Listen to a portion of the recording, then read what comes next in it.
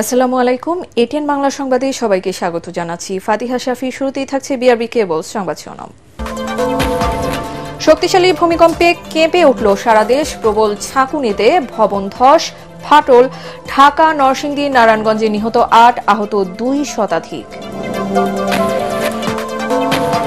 ফেব্রুয়ারি নির্বাচনে নতুন বাংলাদেশের যাত্রা শুরু হবে। সেনাকুঞ্জে সংবর্ধনা অনুষ্ঠানে প্রধান উপদেষ্টা খালেদা জিয়া, ডক্টর ইউনূস একান্ত বৈঠক।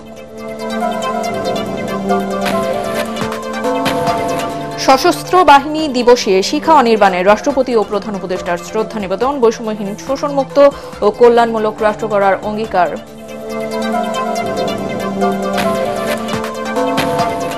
নির্বাচন বানচালের চক্রান্তে পতিত স্বৈরাচার লাভবান হবে মন্তব্য ডাক্তার জাহিদের। ষড়যন্ত্র মোকাবেলায় নেতা কর্মীদের সতর্ক থাকার আহ্বান।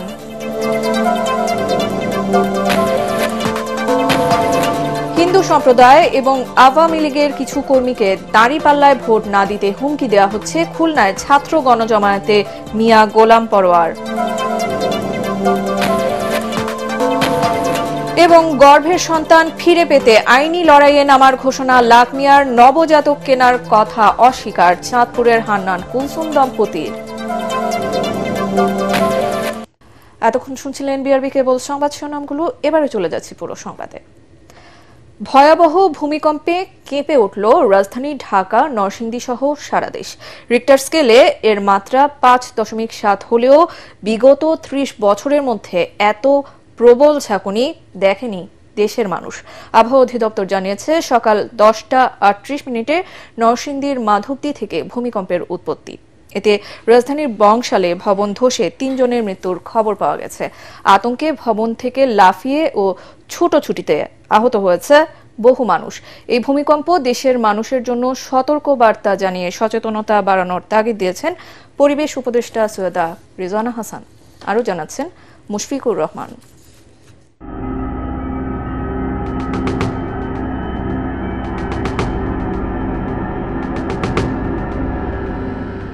সকাল 10:38।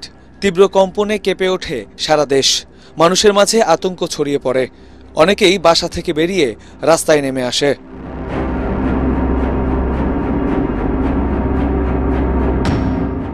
এত ভূমিকম্প লাড়াচাড়া কোনো সময় দেখি নেই, প্রথম দেখছি। খাট লাড়াচাড়া করছে, আমি ভয় পাইছি অনেক। সবাই দূরে রাস্তা গেছে। প্রায় 3টা ধাপ কাঁপ দিছে। প্রায় মনে হয় আমরা 15 সেকেন্ডের মধ্যে ছিল ভূমিকম্পটা। আর এটা আমার লাইফের ফার্স্ট দেখছি, এত বড় ভূমিকম্প কখনো দেখিনি। আকস্মিক এই দুর্যোগে রাজধানীর বংশালে ভবনের রেলিং ধসে 3 পথচারী নিহতের খবর পাওয়া গেছে। আল্লাহবাক মানে খাস নিহত আমাদের বাঁচাছে ভাই। আমরা আহত হয়ে মরে যেতাম ভাই। আমাদের এখানে আমার মামা একটা আহত হয়েছে। একজন মহিলা তো গুরুতর আহত, মানে তার ব্লিডিং, চোখ কি অন্ধ হয়েছে নাকি আমার জানা নাই, মানে গুরুতর আহত। 3 জন পথচারী একটা 7 তলার উপরে রেলিং ধসে এখানে আহত হয়ে আছে। পরে আমাদের লোকজন আসে, 2 জন এখানে মারা যায়, একজনকে মেডিকেলে নিয়ে যাওয়ার পরে মারা গেছে। এছাড়া ঢাকার আরমানিটোলা, খিলগাঁও সহ বিভিন্ন স্থানে ভবন ধস ও ফাটল দেখা দিয়েছে। বাড্ডার লিংক রোডে বিভিন্ন স্থানে হেলে পড়েছে ভবন। 5.7 মাত্রার ভূমিকম্পটির উৎপত্তি নরসিংদীর মাধবদীতে। মাঝারি ধরনের এই ভূমিকম্পে আফটারশক হওয়ার আশঙ্কা কম বলে জানায় আবহাওয়া অধিদপ্তর। দেশের বিভিন্ন অঞ্চল ভূমিকম্পের জন্য ঝুঁকিপূর্ণ উল্লেখ করে ভবিষ্যতে আরো বড় ভূমিকম্প হওয়ার আশঙ্কা রয়েছে বলে জানায় সংস্থাটি। এই ভূমিকম্প পর্যবেক্ষণ ও গবেষণা কেন্দ্র থেকে 13 কিলোমিটার পূর্ব দিকে এটা মাধবদীতে এর উৎপত্তি স্থল, এবং এই ভূমিকম্পটির মাত্রা ছিল 5.7, যেটা একটা মাঝারি মানের ভূমিকম্প। আমরা একটা ভূমিকম্প প্রবণ এরিয়ার মধ্যে আমরা আছি। আমাদের এই রিজিয়নে আসলে বড় ভূমিকম্প হওয়ার একটা পসিবিলিটি আছে। এই ভূমিকম্পকে সতর্ক বার্তা হিসেবে বিবেচনা করে পরিবেশ রক্ষার আহ্বান জানান উপদেষ্টা সৈয়দা রিজওয়ানা হাসান। আমার মনে হয় গত 5 বছরে যে কয়বার ভূমিকম্প হলো, এই রকম এত শক্তিশালী ভাবে ভূমিকম্পটা আমরা এর আগে কখনো অনুভব করি নাই। বারবার যে আমাদেরকে এই সতর্কবাণীটা দেয়া হচ্ছে, এইটাকে তো আমাদের আসলে বিবেচনায় নিয়ে প্রস্তুতিটা নেওয়া দরকার। এদিকে ভূমিকম্পে আতঙ্কিত হয়ে ছাদ থেকে লাফিয়ে এবং ছোটাছুটি করে আহত হয়েছেন শতাধিক। তাদের মধ্যে অনেকেই ঢাকা মেডিকেল সহ রাজধানীর বিভিন্ন হাসপাতালে চিকিৎসা নিয়েছে। পঙ্গু হাসপাতালে ভর্তি আছেন 18 জন। মুশফিকুর রহমান, এটিএন বাংলা, ঢাকা। এদিকে ভূমিকম্পের উৎপত্তিস্থল নরসিংদীতে 4 জন নিহত ও শতাধিক আহত হয়েছে। পলাশ উপজেলার মালিতা গ্রামে মাটির দেয়াল চাপা পড়ে কাজম আলী নামে এক বৃদ্ধের মৃত্যু হয়েছে। এছাড়া জেলার বিভিন্ন স্থানে ভবন ধস ও দেয়াল চাপা পড়ে মারা গেছে আরও 3 জন। ছোট ছোট ফাটল দেখা দিয়েছে বহু ভবন ও বাড়িঘরে। পলাশ উপজেলার ঘোড়াশাল তাপ বিদ্যুৎ কেন্দ্রে ভবনে ফাটল সহ বিদ্যুৎ কেন্দ্রের কিছু যন্ত্রপাতি নষ্ট হয়ে গেছে। এদিকে নারায়ণগঞ্জের রূপগঞ্জে ভূমিকম্পে দেয়াল চাপায় এক শিশুর মৃত্যু ও 2 নারী আহত হয়েছে। ভূমিকম্পে টিন শেড একটি বাড়ির দেয়াল ধসে ফাতেমা নামে 1 বছরের বয়সের শিশুর মৃত্যু হয়। এ সময় শিশুটির মা কুলসুম বেগম ও প্রতিবেশী জেসমিন বেগম আহত হন। এছাড়া খুলনা, জামালপুর, শেরপুর, রংপুর, শরীয়তপুর, হবিগঞ্জ, খাগড়াছড়ি ও ভৈরবে ভূমিকম্পে ঘর ও দেয়াল চাপা পড়ে আহত হয়েছে অনেকে। যে ভূমিকম্প আমরা অনুভব করছি, এত বড় ভূমিকম্প আসলে বাস্তবিকভাবে শারীরিকভাবে অনুভব করি নাই। যখন ভূমিকম্প শুরু কাঁপনি শুরু হয় তখন আমরা বেশি একটা অনুভব করি। যখন বিল্ডিংয়ের যখন চুরমার ভাঙচুরের শব্দ আসে তখন আমাদের রোগী এবং আশপাশের যত হাসপাতাল আছে সমস্ত রোগী দৌড়াদৌড়ি করে রাস্তায় নেমে আসে এবং প্রাণের ভয়ে সবাই আজ থেকে অনেকে আঘাতপ্রাপ্ত হয়েছে এবং অনেক খবরও আসছে যে আমার বাসার মধ্যে আসবাবপত্র ছিল, এইগুলো ভাঙচুর মানে সানসেট থেকে পড়া অনেক জিনিসপত্র ভাঙা গেছে। তারা বেরোচ্ছি, বেরোনোর সময় আমি এই কার্টুনের মধ্যে পড়ে আমাদের মধ্যে পাকার মধ্যে পড়ে গিয়ে হাত ভেঙে গেছে। অবস্থানগত কারণেই ভয়াবহ ভূমিকম্প ঝুঁকিতে রয়েছে বাংলাদেশ। বিশেষজ্ঞরা বলছেন, দেশের পূর্ব ও উত্তর পূর্বাঞ্চলে ঝুঁকি সবচেয়ে বেশি।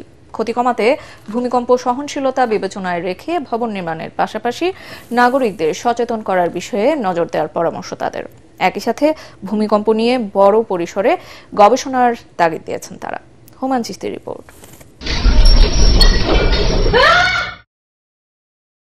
সাধারণত দেশে ভূমিকম্পে বড়সড় কাঁপুনি অনুভূত হলেও শুক্রবার তার রূপ নিয়েছিল রীতিমতো ঝাঁকুনিতে।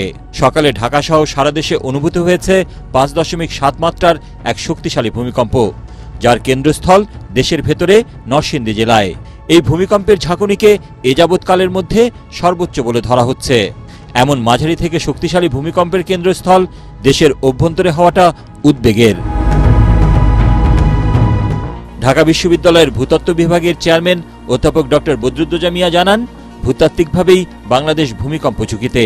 অতীতে বেশ কয়েকটি বড় ভূমিকম্পে বাংলাদেশ ও আশপাশের ভূখণ্ড প্রকম্পিত হয়েছে। বাংলাদেশ ইন্ডিয়ান প্লেটের একটা অংশ, নর্থ ইস্টার্ন পার্টে আমাদের অবস্থান, এবং ইন্ডিয়ান প্লেট যেমনি নর্থ ইউরেশিয়ান প্লেটের সাথে সাবডাক্ট করতেছে, কলাইড অবস্থা আছে এখানে। আমাদের দেশে কিন্তু ছোট ছোট অনেকগুলো ফল্ট আছে, বিকজ আমরা সাবডাকশন জোনের কাছাকাছি। যমুনা রিভার দেখছেন, যমুনা রিভার কিন্তু এমনি হয় না, এই আর্থকোয়েকের কারণে। যমুনা রিভার একসময় ছিল ব্রহ্মপুত্র রিভার, ব্রহ্মপুত্র যেটা ময়মনসিংহ সাইড দিয়ে আসছে। এই মানিকগঞ্জ আর্থকোয়েকের কারণেই এই ব্রহ্মপুত্র রিভারে কিন্তু চ্যানেল শিফট হয়ে মানিকগঞ্জের সাইড দিয়ে এসে পদ্মার সাথে মিলিত হয়েছে। ডক্টর বদরুদ্দোজা মিয়া বলেন, বড় ভূমিকম্পগুলো সাধারণত 100 থেকে 150 বছর পর পর ফিরে আসার আশঙ্কা থাকে। সেক্ষেত্রে বড় ভূমিকম্পের শঙ্কায় রয়েছে দেশ। বিশেষজ্ঞরা বলছেন, রিক্টার স্কেলে 6 মাত্রার বেশি ভূমিকম্প হলেই রাজধানীর অনেক ভবন ভেঙে পড়ার আশঙ্কা রয়েছে। কিন্তু সেরকম ঝুঁকি মোকাবেলার প্রস্তুতি আমাদের কতটুকু? আমরা বলতেছি ভেরি হাই রিস্ক জোনের মধ্যে আছে আমাদের, বিশেষ করে নর্থ ইস্টার্ন পার্টটা ইনক্লুডিং ঢাকা সিটি। যেভাবে আমরা আনপ্ল্যান্ড ওয়েতে আগাচ্ছি, ভার্টিক্যালি বাড়াচ্ছি, এটা আমাদের জন্য ডেঞ্জার অবশ্যই। যদি ঢাকা শহরের আশেপাশে এরকম 7.5 বা 8 মাত্রা আত্ম, যেটা আমরা সাসপেক্ট করছি, যদি হয় তাহলে আসলে আমাদের কিছুই থাকবে না ঢাকা শহরে। শুক্রবারের এই ভূমিকম্প বাংলাদেশের জন্য সজাগ হওয়ার বার্তা উল্লেখ করে বিশেষজ্ঞরা বলছেন, ঝুঁকি মোকাবেলায় ও ক্ষতি কমাতে উদ্যোগ নিতে হবে এখনই। সিটি রিজিয়নের জন্য এক ধরনের আর্থকোয়েক রুলস করা উচিত, রুরাল রিজিয়নের জন্য একজনের করা উচিত, এবং আরেকটু মাইনিউট স্কেলে ডিটেল ম্যাপ করা উচিত। অ্যাওয়ারনেস বিল্ড আপ আমাদের খুবই দরকার এটা। আর আমরা যে ইনফ্রাস্ট্রাকচারগুলো তৈরি করতেছি, বিল্ডিং, রোডস বা যেগুলো, সেগুলো যাতে আর্থকোয়েক কোড মেনে চলে আমরা করি। ভূমিকম্প নিয়ে দীর্ঘমেয়াদী গবেষণার জন্য ইনস্টিটিউট করার পরামর্শ দেন ঢাকা বিশ্ববিদ্যালয়ের ভূতত্ত্ব বিভাগের এই অধ্যাপক। হুমায়ুন চিশতি, এটিএন বাংলা, ঢাকা। আগামী নির্বাচনকে উৎসবমুখর করতে সবাইকে সহযোগিতা করার আহ্বান জানিয়েছেন প্রধান উপদেষ্টা ডক্টর মোহাম্মদ ইউনূস। বিকেলে সেনাকুঞ্জে সশস্ত্র বাহিনী দিবসের সংবর্ধনা অনুষ্ঠানে তিনি বলেন, নির্বাচনের মাধ্যমে নতুন পথে যাত্রা করবে বাংলাদেশ। নির্বিঘ্নে নির্বাচন আয়োজনে সশস্ত্র বাহিনীর সদস্যদের সঠিক ভূমিকা রাখার আহ্বান জানান প্রধান উপদেষ্টা। এদিকে সংবর্ধনা অনুষ্ঠানের ফাঁকে বিএনপি চেয়ারপারসন বেগম খালেদা জিয়ার সঙ্গে একান্তে বৈঠক করেন ডক্টর ইউনূস। বিস্তারিত জানাচ্ছেন ইকরামুল হক সায়েম। নানা শ্রেণী পেশার মানুষের মিলন মেলায় হেমন্তের বিকেলে উৎসব আমেজ তৈরি হয় সেনাকুঞ্জ প্রাঙ্গণে। সশস্ত্র বাহিনী দিবসের এই সংবর্ধনা অনুষ্ঠানে অংশ নেন রাজনীতিবিদ, ব্যবসায়ী, আমলা, সাংবাদিক, সশস্ত্র বাহিনীর সাবেক ও বর্তমান কর্মকর্তা সহ বিভিন্ন পর্যায়ের আমন্ত্রিত অতিথিরা। বিএনপি, জামাত, এনসিপি সহ বিভিন্ন রাজনৈতিক দলের নেতারা মেলেন পারস্পরিক আলাপচারিতায়। বিকেল 4:30টার পর সেনাকুঞ্জে আসেন বিএনপি চেয়ারপারসন বেগম খালেদা জিয়া। সাবেক প্রধানমন্ত্রীর দিকেই নজর ছিল অনেকের। উপস্থিত ছিলেন জামাতে ইসলামীর আমির ডাক্তার শফিকুর রহমান সহ বিভিন্ন দলের শীর্ষ নেতারা। অনুষ্ঠানের শুরুতে ভূমিকম্পে আহত ও নিহতদের স্মরণে নীরবতা পালন করা হয়। বহু আছে যারা ক্ষতিগ্রস্ত হয়েছে, আহত হয়েছে, সম্পদের ক্ষতি হয়েছে, আর্থিক ক্ষতি হয়েছে। তাদের প্রতি আমরা সমবেদনা জানাচ্ছি। আজকে সংবর্ধনা অনুষ্ঠানে দেয়া বক্তব্যে আগামী নির্বাচনকে উৎসব মুখর করতে সবার সহযোগিতা চান প্রধান উপদেষ্টা ডক্টর মোহাম্মদ ইউনূস। আমরা শিগগিরই একটা নির্বাচনের দিকে যাচ্ছি, তার প্রস্তুতি। এই নির্বাচনের মাধ্যমে আমরা নতুন বাংলাদেশের পথে যাত্রা করব, সেটাই আমাদের স্বপ্ন। এই নির্বাচন যেন সর্বাঙ্গ সুন্দর হয়, আনন্দমুখর হয়, উৎসবমুখর হয় এবং আমাদেরকে সেই যাত্রাপথে সুন্দরভাবে রওনা করে দিতে পারে, সেটার জন্য আমরা সবাই মিলে চেষ্টা করব। নির্বাচনে পেশাদারিত্ব ও দক্ষতার সাথে কাজ করতে সশস্ত্র বাহিনীর সদস্যদের প্রতি আহ্বান জানান তিনি। 2024-এর ছাত্র জনতার অভ্যুত্থান ও চলমান দেশ পুনর্গঠন ও সংস্কারের কাজেও সশস্ত্র বাহিনী বরাবরের মতোই মানুষের পাশে দাঁড়িয়ে অব্যাহতভাবে দেশের মানুষের আস্থার প্রতিদান দিয়ে যাচ্ছে। আমি বিশ্বাস করি, গণতান্ত্রিক ও নিয়মতান্ত্রিক নেতৃত্বের প্রতি অনুগত বাংলাদেশ সশস্ত্র বাহিনী তাদের পেশাগত দক্ষতা ও দেশপ্রেমের সমন্বয়ে দেশের জন্য ত্যাগ ও তৎপরতার এই ধারাবাহিকতা অক্ষুণ্ণ রাখবে। বাংলাদেশের গণতান্ত্রিক উত্তরণে আসন্ন নির্বাচন একটি গুরুত্বপূর্ণ অধ্যায় হিসেবে বিবেচিত হবে। আমার সুদৃঢ় বিশ্বাস, এটি নির্বিঘ্ন ও উৎসবমুখর নির্বাচন হবে। এর আয়োজনে সশস্ত্র বাহিনীর সদস্যগণ দক্ষতা ও পেশাদারিত্বের সাথে এই মহান দায়িত্ব পালন করবে। একই সাথে বহিঃশত্রুর আক্রমণ থেকে দেশের সার্বভৌমত্ব রক্ষায় সশস্ত্র বাহিনীর সদস্যদের সবসময় প্রস্তুত থাকারও আহ্বান জানান প্রধান উপদেষ্টা। একটি শান্তিপ্রিয় জাতি হিসেবে আমরা সকল বন্ধু রাষ্ট্রের সঙ্গে সম্মানজনক ও শান্তিপূর্ণ সহাবস্থানে বিশ্বাসী।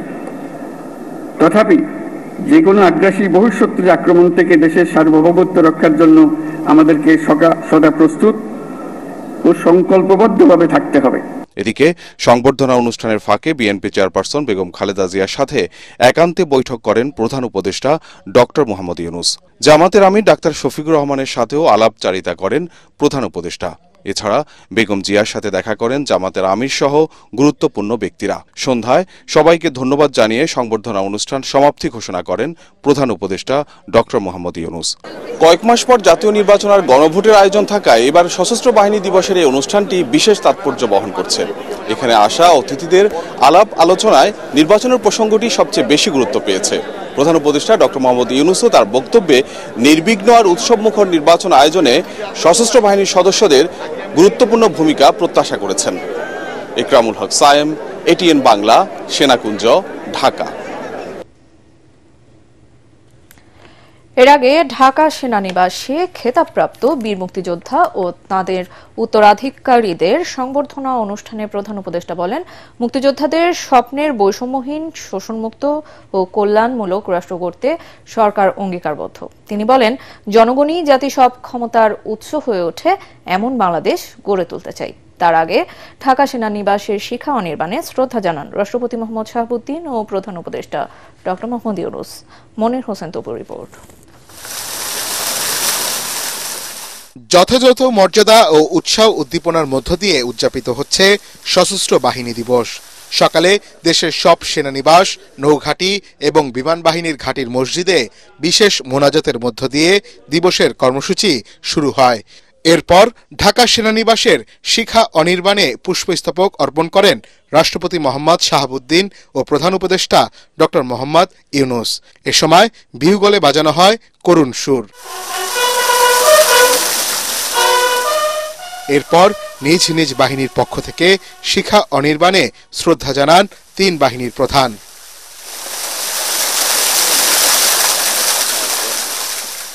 দিনটি উপলক্ষে ঢাকা সেনানিবাসের আর্মি মাল্টিপারপাস কমপ্লেক্সে 101 জন নির্বাচিত খেতাবপ্রাপ্ত বীর মুক্তিযোদ্ধা ও উত্তরাধিকারীদের সংবর্ধনা প্রদান করেন প্রধান উপদেষ্টা। তিনি বলেন, 1971 সালের এই দিনে সশস্ত্র বাহিনীর সদস্য, মুক্তিযোদ্ধা এবং বাঙালি জনগণ সম্মিলিতভাবে দখলদার বাহিনীর বিরুদ্ধে সমন্বিত আক্রমণ পরিচালনা করেছিলেন।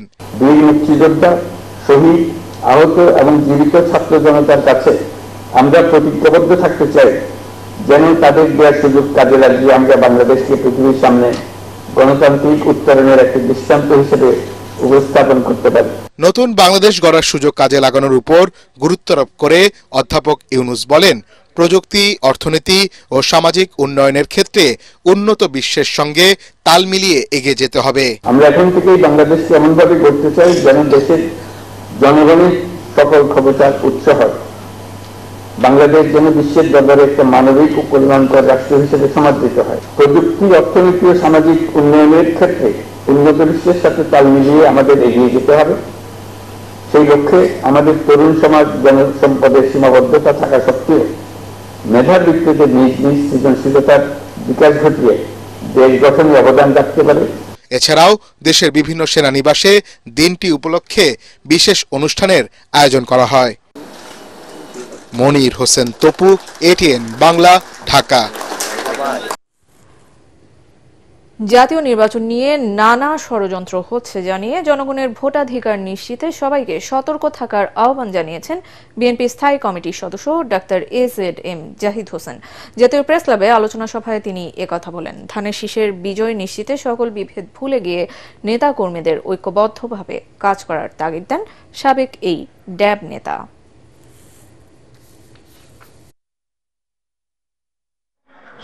গণতন্ত্রের মধ্যে ধমক দিয়ে তো লাভ হবে না, কারণ ধমক দিয়ে ওই 5ই আগস্ট 24-এ দেখেছেন কিভাবে পালিয়ে যেতে হয়। বরঞ্চ ধমক না দিয়ে জনগণকে ভালোবেসে জনগণের কাছে আপনার কর্মসূচি নিয়ে যেতে হবে। বিএনপি যেমন তার কর্মসূচি নিয়ে, বিএনপির নেতা যেমন করেছে যে জনগণের কাছে যান, জনগণের আস্থা এবং বিশ্বাস অর্জন করুন, একইভাবে আমরা অন্য সবাইকেও বলতে চাই, আপনার কর্মসূচি নিয়ে আপনি জনগণের কাছে যান।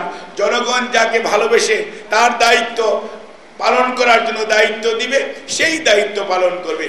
কোনো অবস্থাতেই জনগণের কথা বলে জনগণের উপর নিজের কোনো মতামতকে চাপিয়ে দেওয়াকে আর যাই হোক গণতন্ত্র বলে না। হিন্দু সম্প্রদায় ও আওয়ামী লীগের কিছু কর্মী দাঁড়িপাল্লায় ভোট দিতে চায়, কিন্তু তাদেরকে হুমকি দেওয়া হচ্ছে বলে অভিযোগ করেছেন জামায়াতে ইসলামের সেক্রেটারি জেনারেল মিয়া গোলাম পরোয়ার। খুলনার ডুমুরিয়া উপজেলার শাহপুর আন্দুলিয়া ফুটবল মাঠে ছাত্র গণজমায়েতে তিনি একথা বলেন। তার আশা, আগামী নির্বাচনে ইসলামী দলগুলো সমঝোতার ভিত্তিতে ভোটের মাধ্যমে জয়লাভ করে নতুন বাংলাদেশ গঠন করবে। ডাকসু ভিপি আবু সাদিক কায়েম ও জাকসু জিএস মাঝারুল ইসলাম সহ অন্য নেতারা ছাত্র গণজমায়েতে বক্তব্য রাখেন।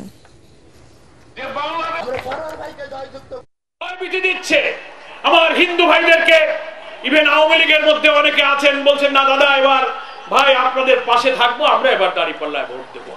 উনারা সেই সব লোকদেরকে ভয় দিচ্ছে বাড়িতে গাড়ি পাঠায় ধরে নিয়ে আসতেছে, টাকার বান্ডেল দিচ্ছে যে তোমাদের সাথে থাকো। টাকা দিয়ে, দুর্নীতির টাকা দিয়ে কখনো সত্যকে চাপা দিয়ে রাখা যাবে না। সকল তথ্য প্রমাণের ভিত্তিতে শেখ হাসিনার বিচার হয়েছে এবং সরকার রায় কার্যকরের চেষ্টা চালাচ্ছে বলে জানিয়েছেন অ্যাটর্নি জেনারেল মোহাম্মদ আসাদুজ্জামান। সকালে ঝিনাইদহের শৈলকুপায় রোটেক্স ফাউন্ডেশনের আয়োজনে বহুমুখী শিক্ষা, পরিবেশ উন্নয়ন ও স্বধর্মীয় মূল্যবোধ চর্চা বিষয়ক মতবিনিময় সভা শেষে তিনি একথা জানান। এ সময় অ্যাটর্নি জেনারেল বলেন, রায়ের বিরুদ্ধে আসামি পক্ষের আপিল করার সুযোগ রয়েছে। মতবিনিময় সভায় শৈলকুপা উপজেলার স্কুল কলেজের শিক্ষকরা উপস্থিত ছিলেন। বিচার কার্য একটি সমাপ্ত হয়েছে, আইনি প্রক্রিয়ায় সমাপ্ত হয়েছে এবং সেখানে আসামি পক্ষ সবসময় চেষ্টা করবে যারা হেরে যায়। এটা আমাদের সংস্কৃতির পাঠ যে আমরা ন্যায় বিচার পাই না। যদি ন্যায় বিচার না পেয়ে থাকেন, ওনাদের আপিল করার সুযোগ আছে, ওনারা আপিল করতে পারবেন। স্বরাষ্ট্রমন্ত্রী যে কথা বলেছেন, আমি মনে করি আইন সম্পর্কে ওনার সঠিক ধারণা নাই। এটিএন বাংলায় সংবাদ প্রচারের পর বাচ্চা কেনার কথা অস্বীকার করেছে চাঁদপুরের হান্নান কুলসুম দম্পতি। তাদের দাবি, বিউটির মধ্যস্থতায় স্বেচ্ছায় শিশুটি দত্তক নিয়েছে খালেদা লাকমিয়া দম্পতি। বিনিময়ে গর্ভাবস্থায় খালেদার যাবতীয় খরচ বহন করেছেন তারা, তবে দালিলি কোনো প্রমাণ দেখাতে পারেনি এই দম্পতি। এদিকে নিজ সন্তান ফিরে পেতে আইনি লড়াইয়ে নামার কথা জানিয়েছেন লাকমিয়া। চাঁদপুর থেকে ফিরে আরো জানাচ্ছেন মুশফিকুর রহমান, ক্যামেরায় ছিলেন এমদাদুল হক।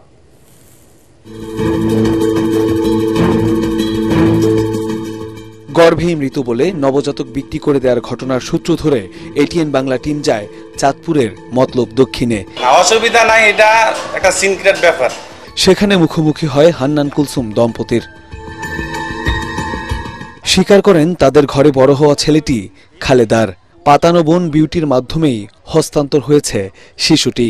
ওর জন্মদাতা কারা? ওরা তো আমি বইলে গেলাম, ওরা এই জন্মদাতা খালেদা লাকমিয়া। বাচ্চাটা বিউটির মাধ্যমে আমাদের কাছে আসছে।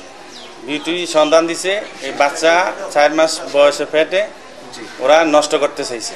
প্রমাণ হিসেবে উপস্থাপন করেন একটি সাদা কাগজে লেখা অঙ্গীকারনামা ও কিছু কল রেকর্ড। এটা কিন্তু কোনো আইনি কাগজ না। আইনি কাগজ না, আমি তো প্রথমেই বললাম স্ট্যাম্প যে করবো, ওটা তো 3 দিন পরে ডেট ছিল, এটা রাতের বেলা ঘটনা। বাচ্চা নিলে যে কিভাবে নেওয়া লাগে এটা জানে, বহুত কিছু জানি। বাংলা কাগজের যে টাইম নাই, তো বাংলার আছে না না আছে সেইটাই তো দেখবে না। আমি তো মা, হ্যাঁ আমি তোমরা দিতারি, সমস্যা নাই, তোমার কাছে থাকবো, আমার কাছে 6 মাস বর্ষারানি হরে এখানে না তাও 1 ঘন্টা লাগে, 10 মিনিটের লেগে আইবা, আয়া দেওয়া।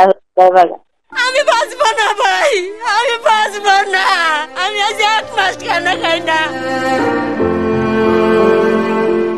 ছোট থেকে তিলে তিলে বড় করে তোলা সন্তানকে কেউ নিয়ে যাবে সেই চিন্তায় নাওয়া খাওয়া ছেড়ে পাগল প্রায় কুলসুম।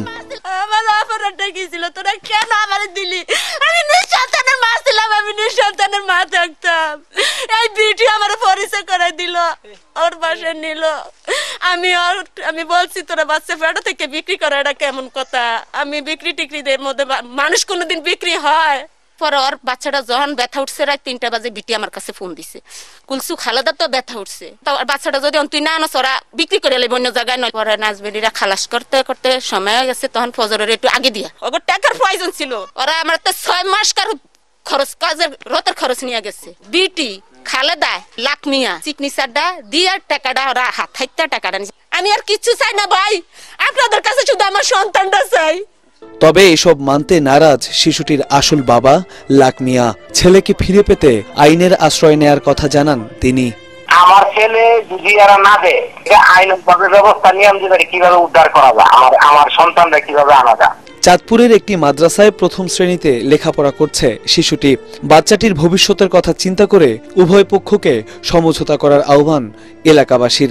ওর বাবা মার কাছে আমার আবদার এটুকুই যে আসলো, দেখলো, পরিচয়ে যদি দিয়াও দেখতে চায় তাও দেখতে পারলো, বা পরিচয় গোপন করেও যদি দেখতে চায় তার ভবিষ্যতের জন্য, তা আলহামদুলিল্লাহ। বিনা দোষে দিল পিটির মাধ্যমে আমার আজকে অর্থ এলাকা সব করে দিলাম আমার সন্তানের।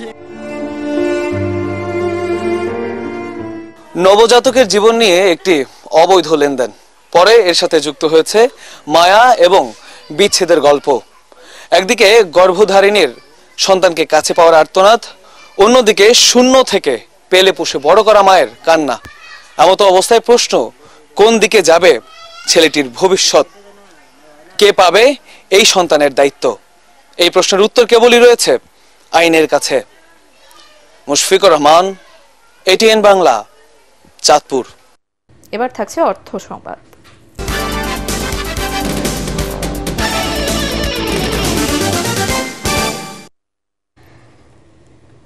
শীতের সবজিতে ভরে উঠেছে রাজধানীর কাঁচা বাজার। তবে আমদানি থাকলেও দাম বেশ চড়া। ৮০ থেকে ১০০ টাকার মধ্যে বিক্রি হচ্ছে বেশিরভাগ সবজি। ১০০ টাকা কেজি শিম, নতুন টমেটো ১৪০ ও ১৬০ টাকায় বিক্রি হচ্ছে নতুন আলু। তবে স্বাভাবিক রয়েছে মুরগি ও গরুর মাংসের দাম। আরো জানাচ্ছেন তরিক ইসলাম। আমাদের মহল্লাতে দেখি ২০ টাকা, ১২০ টাকা কেজি, ১১০ টাকা কেজি বিক্রি করতে হয়। তার জন্য এখানে একটু সাশ্রয় হয়, তার জন্য আমরা আসি। শুক্রবার ছুটির দিনে কিছুটা কম দামে সাপ্তাহিক বাজার করতে রাজধানীর কাউরান বাজারে ভিড় ক্রেতাদের। তবে পণ্যের দামে দিশেহারা ক্রেতারা। কারণ আমরা মতো মধ্যবিত্ত লোকদের মানে এখন চলাটাই খুবই একটা ক্রিটিক্যাল অবস্থায় আছি আমরা। প্রকৃতিতে শীতের দেখা মিললেও বাজারে উত্তাপ ছড়াচ্ছে দাম। ৮০ থেকে ১০০ টাকার নিচে মিলছে না অধিকাংশ সবজি। আবহাওয়া অবস্থা বেশি ভালো না ভাই, এখন দেশের অবস্থা ভালো না, আবহাওয়া অবস্থা ভালো না, ব্যবসা বাণিজ্য অবস্থা খুবই খারাপ। নতুন বেগুন আছে, গফরগাঁর বেগুন ১২০ টাকা, ১১০ টাকা, এটা আছে ১০০ টাকা। ভেন্ডি আছে ৮০ টাকা কেজি, চিচিং আছে ৮০ টাকা, ওলকপি নতুন হচ্ছে এটা ৮০ টাকা কেজি, বটবি আছে ৮০ টাকা, জালি আছে ৬০ টাকা ৭০ টাকা পিস, ফুলকপি পার পিস ৫০ টাকা, টমেটো আছে ১৪০ টাকা কেজি, দেশি ইন্ডিয়ান দুটো একই রেট, মূলা পেঁপে আছে ৪০ টাকা কেজি, শসা আছে ৮০ টাকা কেজি। আপনার সপ্তাহিক হয় একটু বেশি, এর আগে ১০-২০ টাকা করে কেজিতে কম ছিল। সিম ৪০ টাকা ছিল, এখন ৯০ টাকা হয়েছে। কমেনি পেঁয়াজের ঝাঁজ, তবে নতুন পেঁয়াজ উঠলে দাম কিছুটা কমবে বলে জানায় বিক্রেতারা। এই যে দাম বাড়ছে, অন্য কৃষকের ঘরও আছিল আগে বেচছে, অন্য কৃষকের ঘরও নাই, পেঁয়াজ কমে আইছে। এই সপ্তাহের মধ্যে নতুন আসবে, নতুন আসলে দেখা গেছে যে ৬০ টাকা কেজি তা এসে যাবে। কিছুটা স্বস্তি ফিরেছে আদার দামে। আগে তো পুরান আদা ছিল, দাম বেশি, এখন নতুন আদা আমদানি হয়েছে, এই কারণে আস্তে আস্তে দাম কমতেছে, কেজিতে ২০-৩০ টাকা কমছে। অপরিবর্তিত রয়েছে মুরগি ও গরুর মাংসের দাম। তরিক ইসলাম, এটিএন বাংলা, ঢাকা। রাজধানীতে অনুষ্ঠিত হলো বিশ্বের ১ নম্বর এয়ার কন্ডিশনার ব্র্যান্ড গ্রির পার্টনার্স মিট ২০২৬। এতে বিশেষ অতিথি ছিলেন কোম্পানির assistant president Kevin Bai, AGM Ryan Zhang ও মিস অ্যাম্বার। সম্প্রতি দিনব্যাপী অনুষ্ঠানে অংশ নেন গ্রির সকল পার্টনার ও বিশেষ অতিথিরা। এ সময় গ্রুপের চেয়ারম্যান মোহাম্মদ নুরুন নেওয়াজ তাদের স্বাগত জানান। সম্মেলনে শুভেচ্ছা বক্তব্যে ডিএমডি মোহাম্মদ নুরুচ্ছাপা বলেন, বাংলাদেশে গ্রি এসি বিপণনে বিশেষ ভূমিকা রাখছেন পার্টনাররা।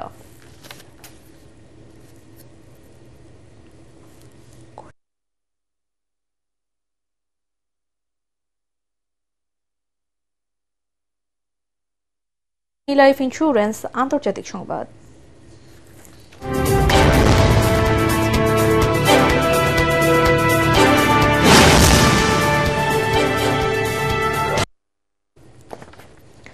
নোবেল শান্তি পুরস্কার নিতে নরওয়ের উদ্দেশ্যে দেশ ছাড়লে পলাতক হিসেবে বিবেচিত হবে ভেনেজুয়েলার বিরোধী নেতা মারিয়া করিনা মাচোদা। বার্তা সংস্থা এএফপি-কে একথা বলেন ভেনেজুয়েলার অ্যাটর্নি জেনারেল থারেক উইলিয়াম। আগামী 10 ডিসেম্বর শান্তিতে নোবেল পুরস্কার নিতে নরওয়ের অসলোতে যেতে চান মাচোদা। বর্তমানে তিনি নিজ দেশেই আত্মগোপনে আছেন। মাচোদার বিরুদ্ধে একাধিক ফৌজদারি অপরাধের তদন্ত চলমান রয়েছে। যুক্তরাষ্ট্রের প্রেসিডেন্ট ডোনাল্ড ট্রাম্প ক্যারিবীয় অঞ্চলে বিশ্বের বৃহত্তম বিমানবাহী রণতরী, যুদ্ধজাহাজ ও যুদ্ধবিমান মোতায়েন করেছে। মাদক বিরোধী অভিযানের অংশ হিসেবে এই পদক্ষেপ নেওয়া হয়েছে বলে দাবি যুক্তরাষ্ট্রের। তবে নিকোলা মাদুরোর অভিযোগ, তার নেতৃত্বাধীন বামপন্থী সরকারকে উৎখাত করাটাই ট্রাম্প প্রশাসনের পদক্ষেপের মূল লক্ষ্য।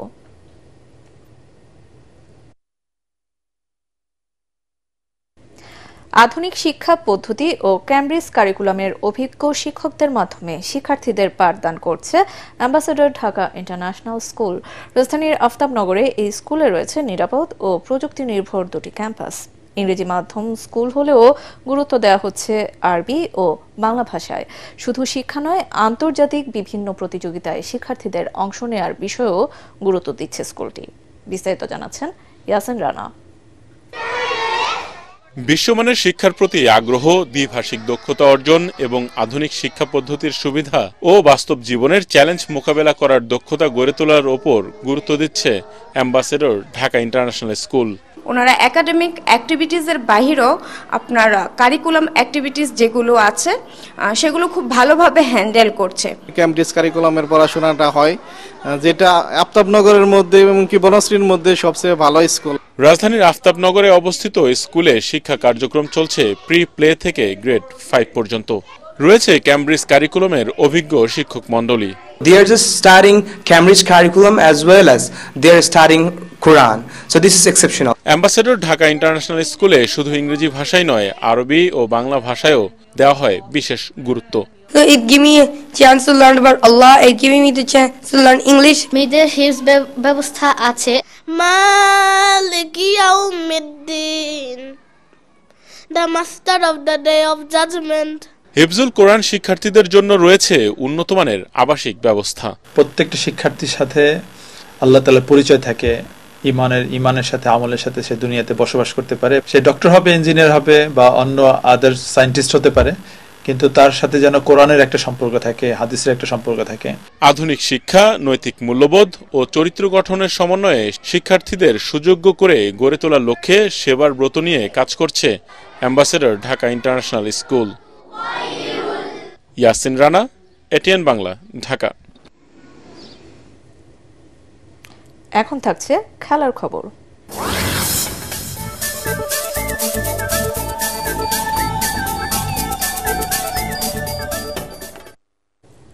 মিরপুর টেস্টের তৃতীয় দিন শেষেই আয়ারল্যান্ডের বিপক্ষে চালকের আসনে রয়েছে বাংলাদেশ। 367 রানের লিড নিয়ে খেলা শেষ করে স্বাগতিকরা।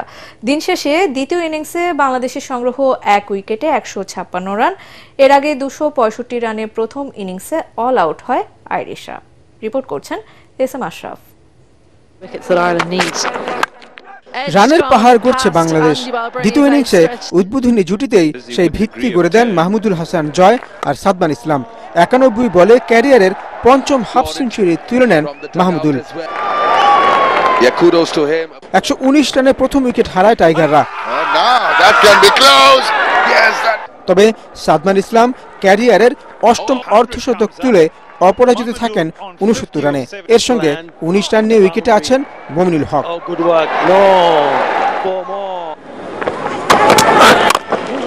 এর আগে আয়ারল্যান্ড যা করেছে তা হয়তো অনেকের প্রত্যাশাকেও ছাড়িয়ে গেছে। 5 উইকেটে 98 রান নিয়ে দিনের খেলা শুরু করে অতিথিরা। ষষ্ঠ উইকেটে স্টিফেন রোহিনী আর লরকান টাকার যোগ করেন 81 রান। দলের 175-এ ডোহানি আর ম্যাকব্রাইন বিদায় নিলে 200 নিচে অল আউটের সংখ্যায় পড়ে আয়ারল্যান্ড। তবে অষ্টম উইকেটে 74 রানের জুটি করে দলকে সম্মানজনক রানের দিকে নিয়ে যান জর্ডান নেল আর লরকান টাকার। 46-এ আউট হন ডোহার্নি। নেইলের ইনিংস থামে 49-এ। 75 রানে টাকার অপরাজিত থাকলেও 89তম ওভারে অল আউট হয় আইরিশরা। 4 উইকেট নিয়ে বাংলাদেশি বোলারদের মধ্যে টেস্টে সর্বোচ্চ 246 উইকেট নেয়া সাকিব আল হাসানকে ছুঁয়ে ফেলেন তাইজুল ইসলাম। 211 রানে এগিয়ে থেকেও প্রতিপক্ষকে ফলো না করিয়ে ব্যাটিংয়ে নামে বাংলাদেশ। SM Ashraf, ATN Bangla. শেষ করার আগে বিআরবি কেবল সংবাদ শিরোনামগুলো জানিয়ে দিচ্ছে আরো একবার।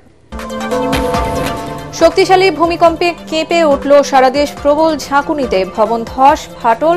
ঢাকা, নরসিংদী, নারায়ণগঞ্জে নিহত 8, আহত 2 শতাধিক।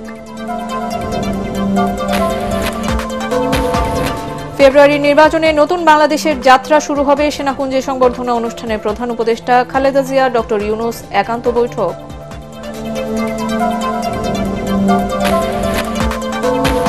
সশস্ত্র বাহিনী দিবসে শিখা অনির্বাণের রাষ্ট্রপতি ও প্রধান উপদেষ্টার শ্রদ্ধা নিবেদন। বৈষম্যহীন, শোষণমুক্ত ও কল্যাণমূলক রাষ্ট্র গড়ার অঙ্গীকার। নির্বাচন বানচালের চক্রান্তে পতিত স্বৈরাচার লাভবান হবে মন্তব্য ডাক্তার জাহিদের। ষড়যন্ত্র মোকাবেলায় নেতাকর্মীদের সতর্ক থাকার আহ্বান।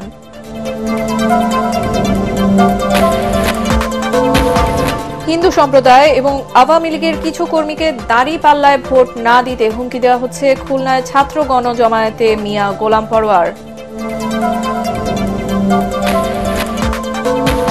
এবং গর্ভের সন্তান ফিরে পেতে আইনি লড়াইয়ে নামার ঘোষণা লাখ মিয়ার, নবজাতক কেনার কথা অস্বীকার চাঁদপুরের হান্নান কুলসুম দম্পতির। আর এই ছিল এখনকার মতো, রইল পরবর্তী সংবাদ দেখার আমন্ত্রণ। এটিএন বাংলা সংবাদ ইউটিউবে দেখতে ব্রাউজ করুন youtube/ATN বাংলা নিউজ। ধন্যবাদ সবাইকে।